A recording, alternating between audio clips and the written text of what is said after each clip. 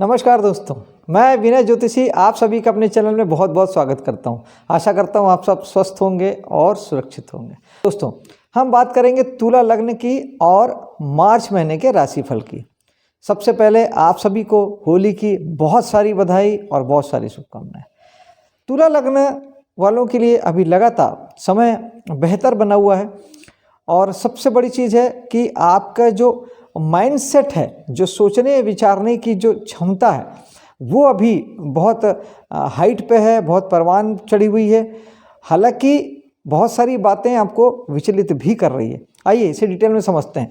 सर्वप्रथम बृहस्पति की दृष्टि लगातार आपके लग्न पे पड़ रही है, जिसकी बात हम लगभग हर महीने ही करते हैं कि ये समय है आपको अपने पे काम करने का, अपने आप को ब्रांड बनाने का, अपने पे फोकस करने का। ये बहुत अच्छा समय है। आप अपनी योग्यता, जो आपकी योग्यता है, जो आपकी क्षमता है, उसे पहचान कर उसे आगे लाइए, उसे हाईलाइट बनाइए, अपने आप को सामने रख के काम करिए। इस समय में आपकी बहुत अच्छी पहचान बनेगी, बहुत समग्र रूप से सफलता आपको मिलेगी। तो ये बहुत अच्छा समय है। खास तौर पे जो लोग राजनीति में हैं, जो लोग फिल्म लाइन में हैं, जो लोग पत्रकारिता में हैं, या कोई भी ऐसा काम जहाँ पर आपका वजूद ही काम करता है, या आप ही काम करते हैं, या आप ही सब कुछ होते हैं, वहाँ के लिए, उनके लिए ये सर्वोत्तम समय है दोस्तों, अपने आप को ब्रांड बनाने का। निश्चित तौर पे वो इस बात को महसूस भी कर पा रहे होंगे जो लोग इससे जुड़े हुए हैं।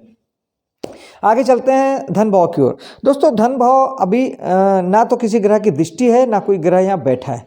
हाँ, यहाँ के जो स्वामी हैं मंगल, वो पंचम भाव में बैठे हैं, यानी आपको एफर्ट लगाना पड़ेगा धन के लिए। तो धन कहाँ कहाँ से आ सकता है, पंचम भाव में किन किन बातों से जुड़ सकते हैं आप? अगर आप लोगों को इलाज करते हैं, किसी प्रकार का हीलिंग देते हैं, तो वहाँ से हो सकता है।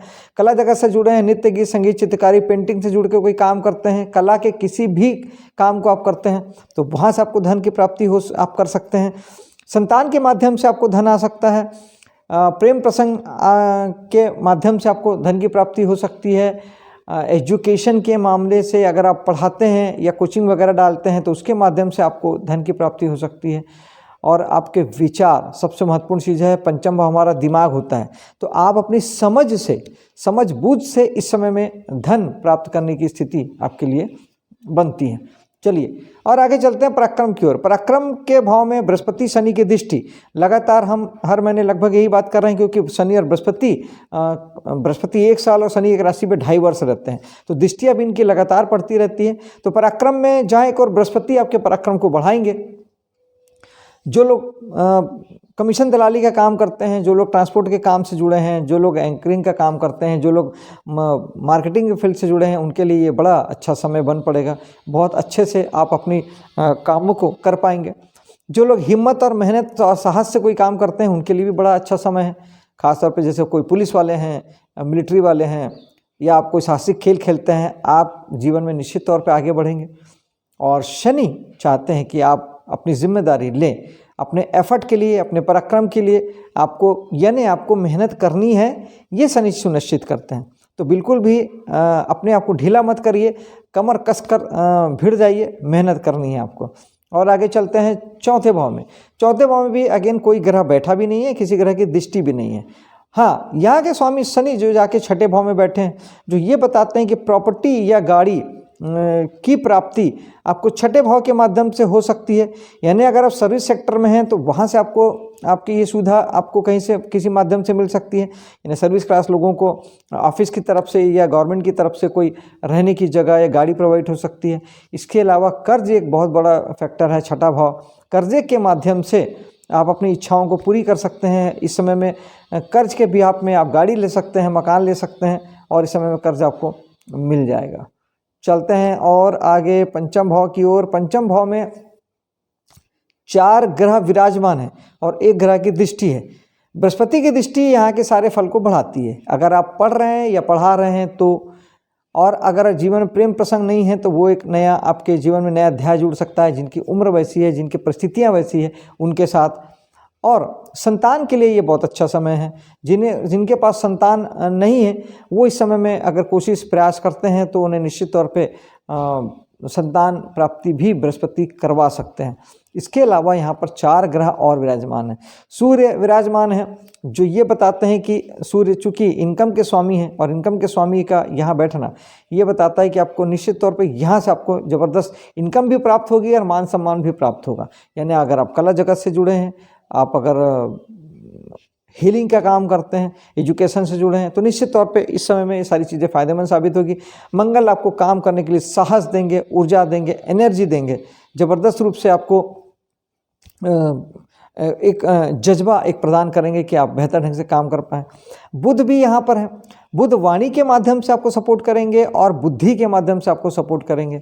और बुध आपके 12वें भाव के स्वामी भी हैं, तो निश्चित ही थोड़ा सा खर्च आपको या तो संतान को लेके या फिर अपने एजुकेशन को लेके, प्रेम प्रसंग को लेके कुछ पैसों का खर्च इस महीने आपको बना रहेगा। सहज स्वाभाविक खर्च है, बहुत टेंशन लेने का विषय नहीं है। फिर भी अगर आपको ऐसा लगता है कि इन बातों पे ज़्यादा पैसा खर्च हो रहा है, संतान के पीछे, प्रेम प्रसंग के पीछे, एजुकेशन के पीछे, तो आप विष्णु सहस्त्र नाम का पाठ कर सकते हैं और हरी मूंग की दाल खड़ी वाली भिगाकर मंगलवार की रात को, बुधवार को सुबह चिड़ियों को दाना चुगा सकते हैं। ये एक अच्छा उपाय है। और बुध के लिए हरा कलर आपको अवॉइड करना चाहिए, क्योंकि आपके 12वें के लॉर्ड हैं, तो ये हमेशा ही आपको खर्च से बचाने का काम करेंगे। और इसमें राहु भी विराजमान है। राहु थोड़ा सा आपको तकलीफ दे सकते हैं, बहुत विचार देके। पंचम भाव हमारा दिमाग है, राहु विचार है, तो राहु बहुत सारा थॉट प्रोसेस दे सकते हैं, विचार दे सकते हैं। और इन दिनों आप बहुत वैचारिक रूप से बहुत द्वंद्व करते नजर आ सकते हैं, तो फिर राहु आपको एंजाइटी में भी ले जा सकते हैं, डिप्रेशन में भी ले जा सकते हैं। तो राहु के लिए बेस्ट तो यही है, अगर ऐसा हो रहा है तो, ज़रूरी नहीं है ऐसा हो, आप अगर बहुत ज़्यादा भटकाव की स्थिति में है, मन आपका भटक रहा है, दिमाग आपका भटक रहा है, बहुत ज़्यादा थॉट प्रोसेस आ रहे हैं, तो आपको राहु के लिए मेडिटेशन करना ही चाहिए। और सूखा नारियल बहते हुए जल में बहाना भी बहुत अच्छा उपाय है। विशेष तौर पे अमावस्या के दिन जरूर इस उपाय को करें। और ओम रावे नमः एक माला प्रतिदिन जाप भी कर सकते हैं। और इसके अलावा विदेशों से जुड़ना या आपको जैसे आप मान लो कलाकार हैं, आप हीलिंग के उपचार के उससे जुड़े हैं, काम करते हैं, और ऐसे समय में आप अगर एजुकेशन से जुड़े हैं और आप विदेशों से जुड़ते हैं या किसी प्रकार के विदेशी कंपनी से जुड़ते हैं या बाहर के लोगों से जुड़ते हैं, तो ये आपके लिए एक अच्छा सा साबित होगा। मेडिटेशन जरूर करें दोस्तों। और आगे चलते हैं, छठे भाव में शनि भी विराजमान है, शुक्र भी विराजमान है। शुक्र आ जाएंगे 2 तारीख को, जो कि यहाँ पे 26 तारीख तक रहेंगे। तो शुक्र जो है आपके लग्नेश है। लग्नेश शुक्र का छठे भाव में आना, एक तो आपको सर्विस सेक्टर से जोड़ता है, दूसरा आपको थोड़ा इस महीने वैचारिक मतभेद वाली स्थिति पैदा होगी। लोगों से आप बहुत जल्दी कनेक्ट नहीं हो पाएंगे, आपके मतभेद हो जाएंगे, खासतौर पे जीवन साथी के साथ हो, ऐसा हो सकता है। और इसके अलावा जो शुक्र है, चूँकि ये भाव हमारा छठा सर्विस का है और शुक्र लग्जरी के ग्रह है, तो आपको एक प्रकार से ये आपके कर्म क्षेत्र में, सर्विस सेक्टर में आपको कुछ सुविधाएं भी दे सकते हैं, लग्जरी भी आपको प्राप्त हो सकती है। और साथ ही ऋण रोग शत्रु का भाव भी है, तो महिलाओं से थोड़ा सा बच के रहिए, शत्रुता उनसे ना करें तो अच्छा है। और आपको कुछ खर्चों के मामले में आप थोड़े से परेशान हो सकते हैं, क्योंकि शुक्र लग्नेश है और 8वें भाव के स्वामी हैं। 8वां भाव हमारे रुकावट का होता है, बाधा का होता है, चिंता परेशानी का होता है। तो छठा भाव अगर आप कर्ज ले लेते हैं या किसी लड़ाई झगड़े में पड़ जाते हैं, तो आपको थोड़ा इन बातों को लेकर चिंता और तनाव परेशानी हो सकती है। तो ज़्यादा अच्छा है कि आप इस महीने लड़ाई झगड़े से भी बचें, थाना कोर्ट कचहरी से बचें, कर्ज लेने से भी बचें, ज़्यादा अच्छा है। और कोई छोटी मोटी बीमारी है तो उसे डॉक्टर को दिखा के हील कर लें, वरना ये सारी चीज़ें आपको परेशान कर सकती हैं। आगे चलते हैं, सप्तम भाव में भी कोई ग्रह नहीं है। सप्तमेश जो मंगल हैं वो आपके पंचम भाव में बैठे हैं, जो इस बात को बताते हैं या इंडिकेट करते हैं कि आपको जीवन साथी के प्रति आपको थोड़ा सा लगाव निश्चित तौर पे आपको होगा, बढ़ेगा इस समय में। और कहीं ना कहीं आपके दिमाग में इस समय में जीवन साथी जो है वो इस महीने घूमेगा, यानी इस महीने आप बहुत सारी ऊर्जा उस दिशा में आपकी लगेगी, लगाना पड़ेगा आपको। 8वें भाव में चलते हैं, जहाँ मंगल की दृष्टि है और मंगल पंचम भाव से यहाँ पे देखेंगे। मंगल की दृष्टि जहाँ एक और आपको 8वें भाव के लिए, यानी कुछ ढूंढने के लिए, कुछ खोजने के लिए, कुछ रहस्य रोमांच के लिए जहाँ एक और ऊर्जा देंगे, मंगल साहस देंगे, आपको एक्साइटमेंट देंगे। लेकिन वहीं 8वां भाव एक्सीडेंट का होता है, मंगल नैसर्गिक कारक एक्सीडेंट के हैं, तो थोड़ा गाड़ी वगैरह, वाहन वगैरह सावधानी से चलाएं। शुक्र की राशि भी यहाँ पे पड़ती है, तो वाहन निश्चित तौर पे वाहन वगैरह बहुत सावधानी से चलाएं, हेल्थ के प्रति अवेयर रहें। और अगर ऐसा कुछ ज़्यादा महसूस होता है कि आपको लगातार कुछ छोटे मोटे चोटें लगती है, एक्सीडेंट होता है, तो आप हनुमान जी की साधना भी करके घर से निकलें। बजरंग बाण कम से कम बहुत छोटा सा होता है, 3 मिनट का है, आप उसे पढ़ के निकलें, आपके लिए बढ़िया हो जाएगा। शनि की दृष्टि यहाँ पे ये बताती है कि अगर आप 8वें भाव के काम करते हैं, यानी आप income tax, sale tax department से जुड़े हैं, CID CBI जैसे फर्मों से जुड़े हैं, वैज्ञानिक हैं, रिसर्चर हैं, प्रोडक्शन में हैं, इंजीनियर हैं, कुछ भी खोजते हैं, ढूंढते हैं, वास्तुकार हैं, ज्योतिष वाले हैं, टेरो कार्ड वाले हैं, न्यूमरोलॉजी वाले हैं, कोई भी अकल्ट फील्ड से जुड़े हैं, जो भी रहस्य का काम है, कुछ ढूंढने खोजने का काम है, कोई भी रिसर्च का काम है, वो काम अगर आप करते हैं तो आपको इन कामों को जिम्मेदारी, अब ज़्यादा जिम्मेदारी से करना है, ज़्यादा मेहनत से करना है। नहीं करेंगे तो फिर शनि आपको तकलीफ देंगे। और भाग्य में बैठे हैं गुरु। गुरु वैसे तो जहाँ बैठते हैं बहुत अच्छे नहीं होते हैं, लेकिन फिर भी चूंकि शुभ ग्रह है, अब भाग्य में भाग्य के ही ग्रह बैठे हैं, विजडम के ही ग्रह हैं बृहस्पति, तो ये एक प्रकार से आपके लिए ठीक ही हो जाएंगे, ठीक फल ही देंगे। और यहाँ पर हालांकि गुरु जो है अपने शत्रु राशि में है, बुध उनके मित्र नहीं है, तो इसीलिए आपको ये चाहिए कि थोड़ा धर्म कर्म के कामों से आप जुड़ें, थोड़ा पूजा पाठ से जुड़ें, थोड़ा मंत्र वगैरह करें, थोड़ा ज़्यादा धार्मिक विचारधारा रखें, गुरु के जीवित गुरु हैं तो उनसे आशीर्वाद लें, ये चीज़ें आपके लिए अच्छी होगी। पिता के लिए भी अच्छा है समय, और निश्चित तौर पे आपको धर्म कर्म के कामों में आप इन्वॉल्व होंगे, होना भी चाहिए। बृहस्पति धर्म के भाव में है, तो आपको इस समय में धर्म के कामों में इन्वॉल्व होना चाहिए। मंदिर आदि जैसे लंबी तीर्थ यात्रा है उसमें भी आप जा सकते हैं, और जाना भी चाहिए आपको। हम चलते हैं 10वें भाव में, जहाँ के राशि स्वामी चंद्रमा है। चंद्रमा राशि स्वामी हैं, यानी चंद्रमा बहुत जल्दी जल्दी राशि बदलते हैं। इसी तरह हमारा मन भी बदलता है, हमारा मन स्थिर नहीं रह पाता, कामों को लेके, कर्मों को लेके अपने बहुत जल्दी जल्दी आपके विचार बदल जाते हैं, कभी ये करूं कभी वो करूं। इससे बचने के लिए सबसे अच्छा तरीका है कि आप मेडिटेशन जरूर करें। मेडिटेशन के अलावा कोई दूसरा तरीका नहीं है आपके मन को बांधने का या मन को साधने का, केवल एकमात्र तरीका है मेडिटेशन। आनापानसती ध्यान करें, बहुत ही साधारण सा है, बहुत इजी है। सांसों पे ध्यान करना सबसे आसान है, और इसे किया जा सकता है। बुद्ध की साधना विधि है, और बाकी आप अपने चॉइस से कोई और ध्यान विधि भी अपना सकते हैं। कुल मिला के ध्यान करना चाहिए। इसके अलावा आपके लिए निश्चित तौर पे जल जो है, पानी जो है, वो आपके लिए आपके कर्म को दर्शाता है।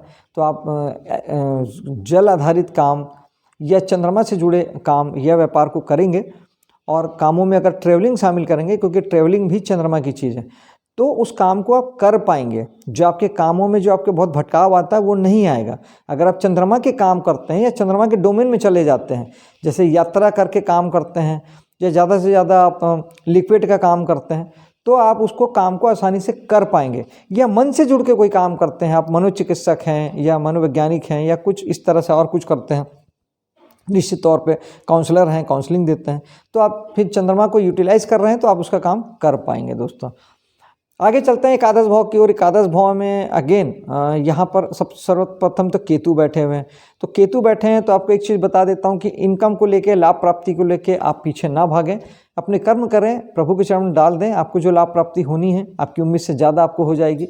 आप इसके पीछे भागेंगे तो नहीं होगा, केतु सब छीन लेंगे, जो है वो भी ले लेंगे। ये ऐसा केतु करते हैं।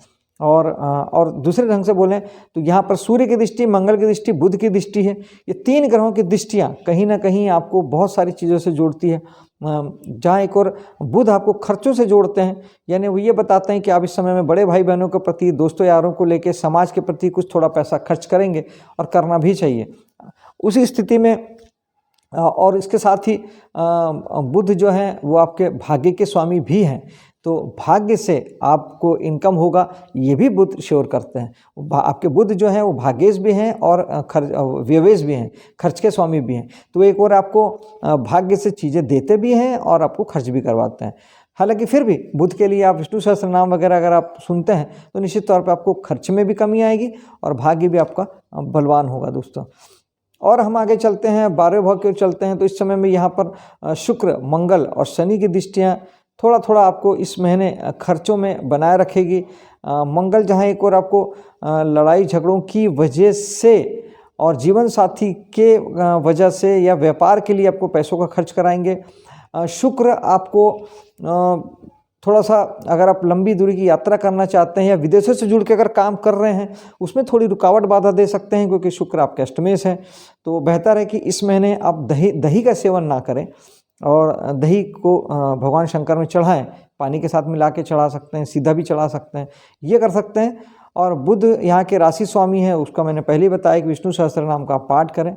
और शनि यहाँ पे विराजमान है, तो शनि चाहते हैं कि जो खर्च आपके जीवन में आ रहे हैं उसकी जिम्मेदारी आप लें और उसे करें। यानी शनि जिम्मेदारी तय करते हैं, यानी शनि जिस रूप में सामने आ रहे हैं, अगर वो खर्चों के रूप में सामने आ रहे हैं तो आपको खर्चों को टालना नहीं है, उसे करना है, एज पॉसिबल उसे जिम्मेदारी को निभाने की कोशिश करना है, ये शनि का है।